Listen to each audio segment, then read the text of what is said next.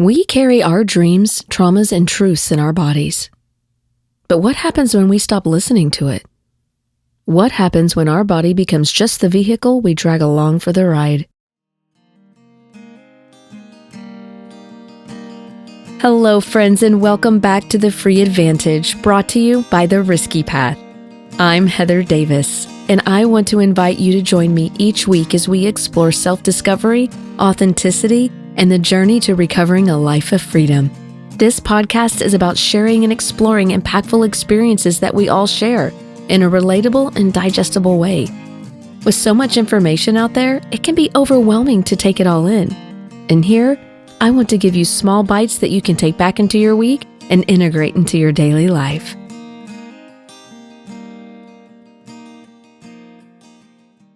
Hello, everyone, and thank you for tuning in.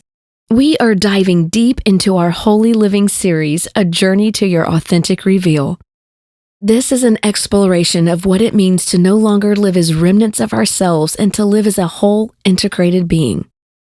This series is all about returning to the fullness of who you are, body, mind, heart, and spirit. We are going to be exploring the 4 pillars of wholeness. And today we're starting where everything else begins and talking about what it means to be whole-bodied.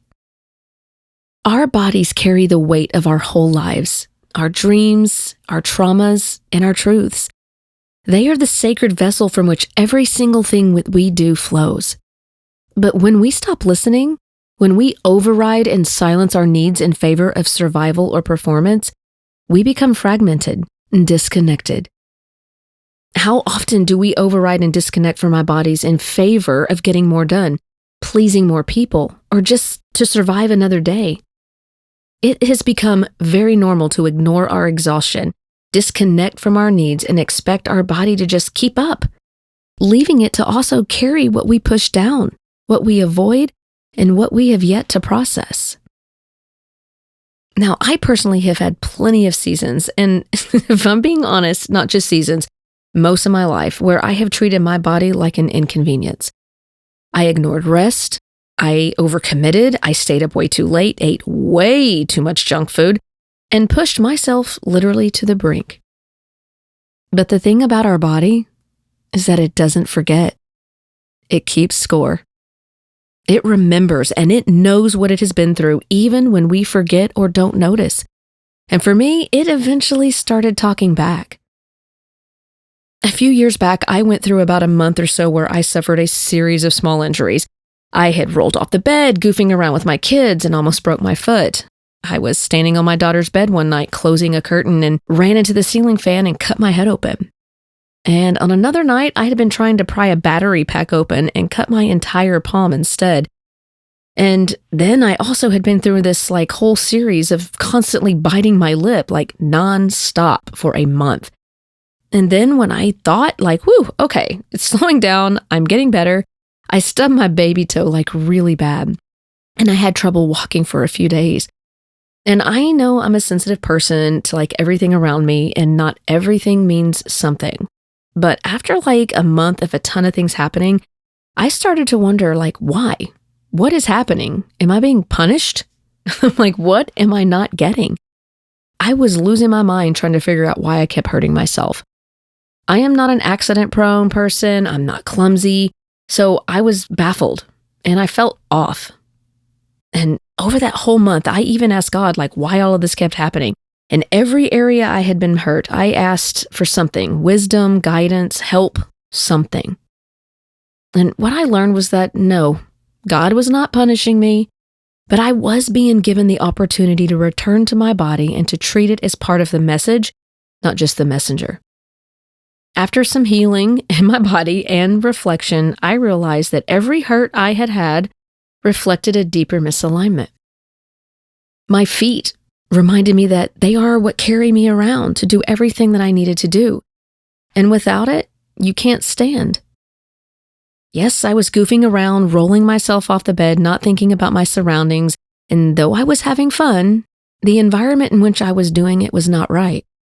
I ended up hurting myself and someone else in that process. It showed me that walking and staying on the right path is important to mitigate pain in things that are not meant for me. And when I hurt my head, it reminded me that this is where we dream. We think and experience life.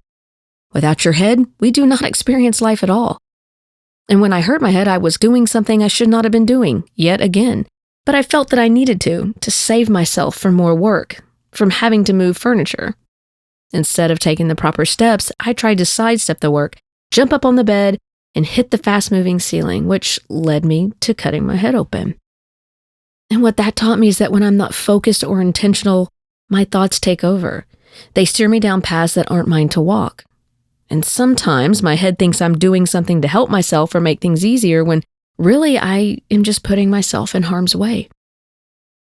This showed me that no matter how much we want to avoid the work, sidestep certain steps, it's important not to. My thoughts were out there all on their own with no focus or intention. Had I taken the right steps, done the work of moving the furniture, I would not have been hurt unnecessarily. And my hand showed me I was doing something I should not have been doing due to a lack of patience. I was trying to replace the batteries in something and I did not have the proper tools to open it. So I decided instead of waiting to get them that I would use something not meant to open it at all and use just brute force. And unfortunately, it did not work. The only thing that ended up getting opened up was the palm of my hand. Ugh. Be careful what you put your hands to. Patience is a virtue and can be learned. Exercise your patience muscle, or what you put your hands to in haste can bite you. This made me realize how often I act in impatience. Our hands are what we do our work with. They knead, roll, mend, nurture, wash, etc. Without them, life becomes more difficult.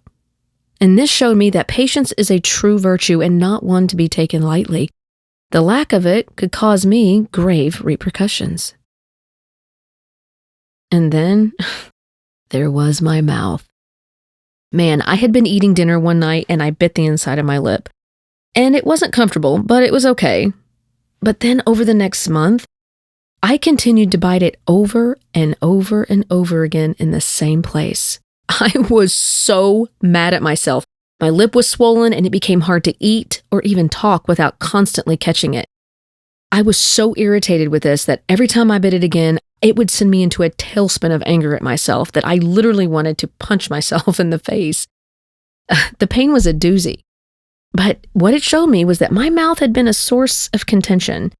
And at the time, I was finding myself around others who spent a lot of time gossiping about other people.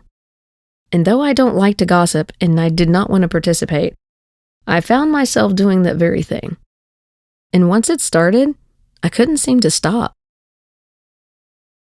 I realized I was being shown to be aware of the company I keep and to guard my words. I kept biting my mouth over and over, and I know that when my mouth has been bitten badly, I don't want to talk, I don't want to eat, or do anything. It makes me think before I do any of those things to make sure that what I'm saying or putting inside me is worth the pain. It also taught me how little I pay attention to my body and what I use it for. I just move and do what I want sometimes without thinking about the consequences of any actions when it comes to my body. My lack of awareness, discernment, care, and patience led to several injuries that could have been avoided. All of these injuries were reminders. They were reminding me to not take my body for granted and to be grateful for it because it is healthy, reliable, working, and it's present. Our bodies are sacred vessels, and we should treat them as such. They have brought us through our whole lives, and don't they deserve better? Let me just say this clearly. Your body is not an afterthought. It is not just a tool for productivity or a canvas for appearance. It is the place where presence happens. It is where life is experienced. It is the vessel of your purpose. And yet, how often do we ignore it, shame it, push past its needs to meet someone else's? Your body holds your story. It remembers. It responds. And it's often the first place that our disconnection shows up. You might be physically disconnected if you override exhaustion with caffeine or pressure, or you're constantly running on empty but can't stop moving. Maybe you feel numb, burnt out, or out of touch with your senses. Or maybe you've made your body your enemy, something that you need to fix instead of love. This isn't just a wellness issue. It's a wholeness issue. When we silence our physical needs, we distance ourselves from our ability to show up fully in life. And I want to talk to you about what it really means to be whole-bodied. Being whole-bodied isn't about achieving peak performance or looking a certain way. It's about being in tune with your energy, your rest needs, and your physical intuition. It's about being able to move and act with intention. You were never meant to disconnect from your body to become more useful, more successful, or more of anything. God gave us a body not as punishment, but as part of our divine design. Our body is a sacred space. We were designed to feel, to rest, to move, to notice. The lie that our body is less than, that came from societal conditioning, not from our Creator. You are not unequipped. You don't need a new body to live the life that you're meant to live. You've already been given the exact vessel for your purpose. This body is not a burden. It's our blessing. We must remind ourselves that we are fearfully and wonderfully made, not fearfully and functionally made. We are not made to hustle, push, and break down. When we believe our body isn't good enough, strong enough, pretty enough, we are believing one of the first lies that breaks us from wholeness. But God didn't get it wrong when He made us. Our bodies are a sacred design. I cannot stress that enough. You were given a body to inhabit, not to escape, to live from, not just with, to treat with love, not hate. As we move through this series, each week I am going to be giving you a reflection and reveal challenge to practice wholeness. And I invite you, if you will, to join me this week to practice living whole-bodied. I want you to ask yourself, where have I become just a remnant of my physical self? Reflect on this. Then I want you to answer the following questions. When was the last time I truly listened to my body? Where am I pushing through pain, exhaustion, or need? What is my body trying to tell me that I have been ignoring? Is it asking for rest, water, nourishment, a breath? What would it look like to honor my body instead of manage it? Now the reveal. Take 5 minutes to check in with your body. Take some breaths and ask, what do you need today? And then give your body what it needs. Listen to it. Respond with grace, because your body isn't just tagging along for the ride. It's part of your wholeness. It's part of your divine design.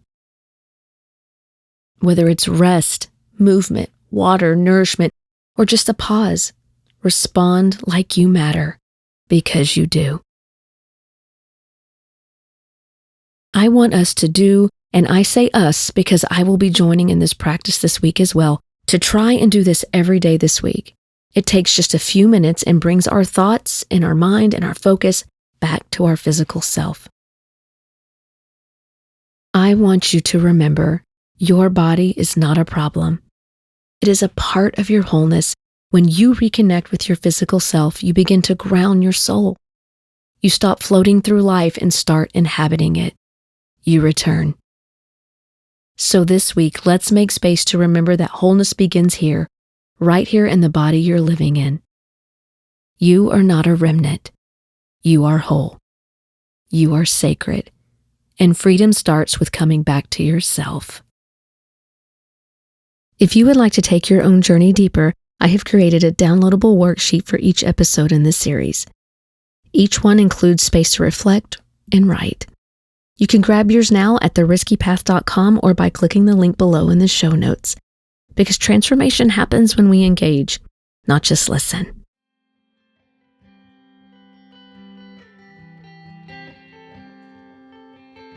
I want to thank you so much for joining me today here on The Free Advantage. And as you know, for more tools and resources, please visit my website, theriskypath.com. And if this episode resonated with you, please share it with someone who might need to hear this message. Don't forget to like, subscribe, and leave us a review. Your voice matters and helps us to grow and get our message out to more people just like you. Let's continue this journey to freedom together. And remember, freedom is the advantage you already own. Until next time.